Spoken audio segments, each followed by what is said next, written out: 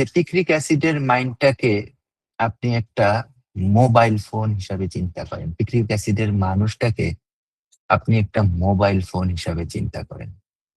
এবং mobile phone হিসাবে কেন চিন্তা করবেন? পুরানো মোবাইল ফোনে দেখবেন অনেক ধরনের প্রোগ্রাম যখন লোড করেন, ফেসবুক চালান, সাথে ইউটিউব চালান, সাথে টিকটক চালান, সাথে আরো দুই একটা প্রোগ্রাম যখন চালান, দেখবেন যে মোবাইলটা হ্যাং করে যায়। পিক্রিক অ্যাসিড হইলো আসলে এই মানুষটা, এই হ্যাং করে দেওয়া মানুষটা, যে আসলে তার চারপাশের এই যে এত কিছু যে আছে এগুলাকে সে আর মানে ইয়া করে রাখতে পারে না। তার নাম কি? এগুলাকে আর সে কিপ আপ করে রাখতে পারে না। এবং যখন হ্যাং করে তখন এজ এ রেজাল্ট তার মাথা মানে ব্রেইন বুঝতে পারে না কোন ফাংশন আগে চলবে, কোন ফাংশন পরে চলবে। এবং যখন সেটা বুঝতে পারে না তখন সে আসলে তার ব্রেইনরও ইন্ডিকেশন দিতে পারে না যে আসলে তুমি আগে চলো, তুমি পরে চলো। এবং সরি, সে তার স্পাইনাল কর্ডে ইন্ডিকেশন দিতে পারে না যে আমার এই অঙ্গ আগে চলবে এবং এই অঙ্গ পরে চলবে। অ্যাজ এ রেজাল্ট পুরা মানুষটাই হ্যাং করে যায়। দিস ইজ আসলে পিক্রিক অ্যাসিড। এটা হচ্ছে পিক্রিক অ্যাসিড। ঠিক আছে? এবং পিক্রিক অ্যাসিডের এবার আমরা আরো একটু কোরে ঢুকি। কোর বেশি নাই, কিন্তু আরেকটু আছে। এটা হচ্ছে পিক্রিক অ্যাসিডের রুগীরা রিক্সাওয়ালা, মুটে মজুর এগুলা কিন্তু হবে না। এটা খুব ইম্পর্টেন্ট। পিক্রিক অ্যাসিডের রুগীরা ইন্টেলেকচুয়াল হবে।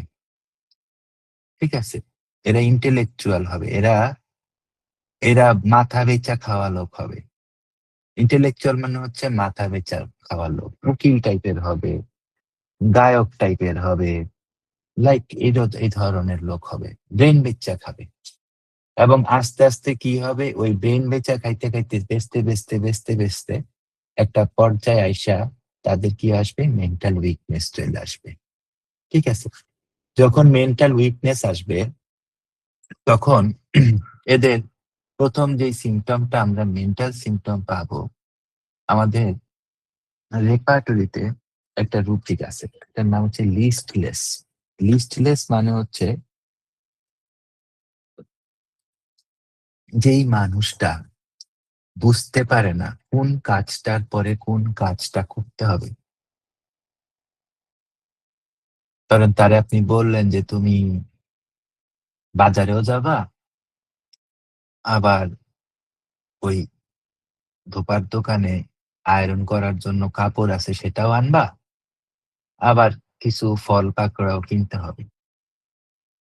এই তিনটা কাজ যখন আপনি সিমালটানেসলি তাকে বলবেন, সে বুঝতে পারবে না কোনটা আগে করতে হবে, কোনটা পরে করতে হবে। সে প্রায়োরিটি সেট করতে পারবে না। This is the feature of picric acid.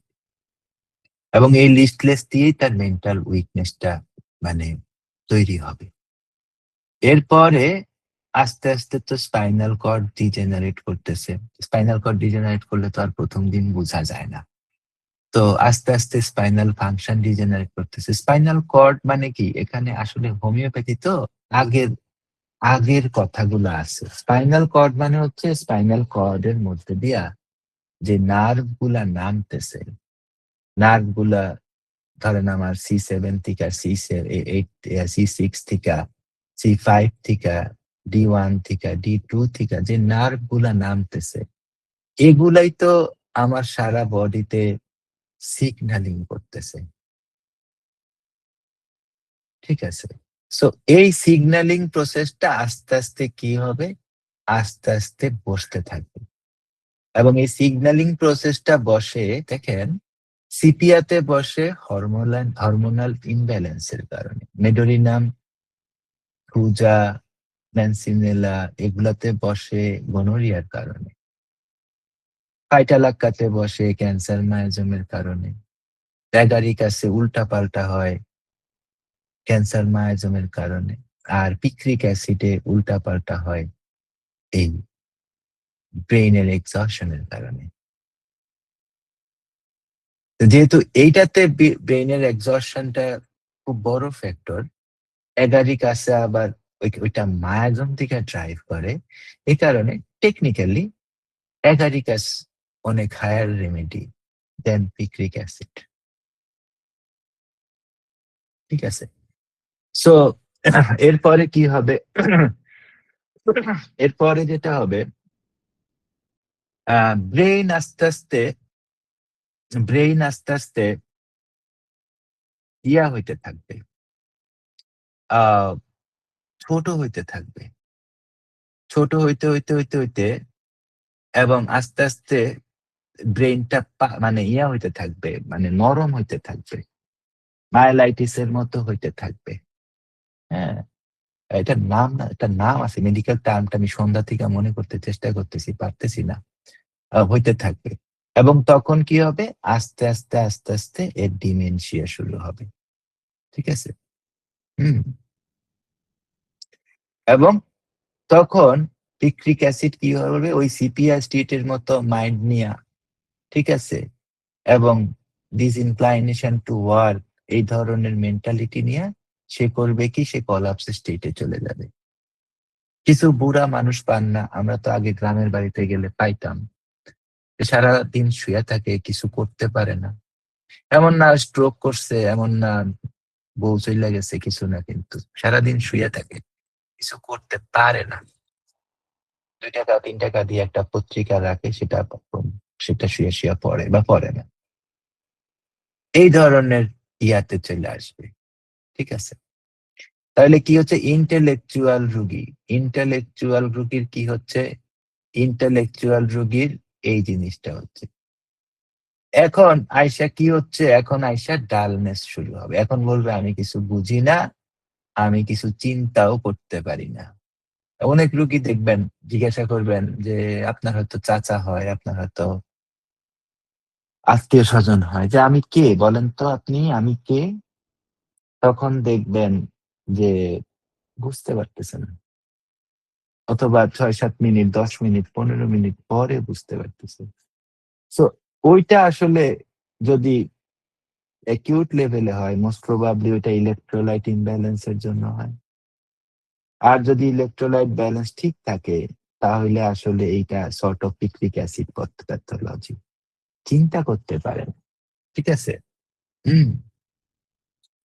এবং আরেকটা কথা, পিক্রিক অ্যাসিডের মধ্যে আপনারা খুব বেশি পাবেন, এদেরকে কোনো কাজ দিলে, অল্প স্বল্প কোনো কাজ দিলে, এটা বাচ্চাদেরকেও দিতে পারেন, এটা খুব ইম্পর্টেন্ট কথা।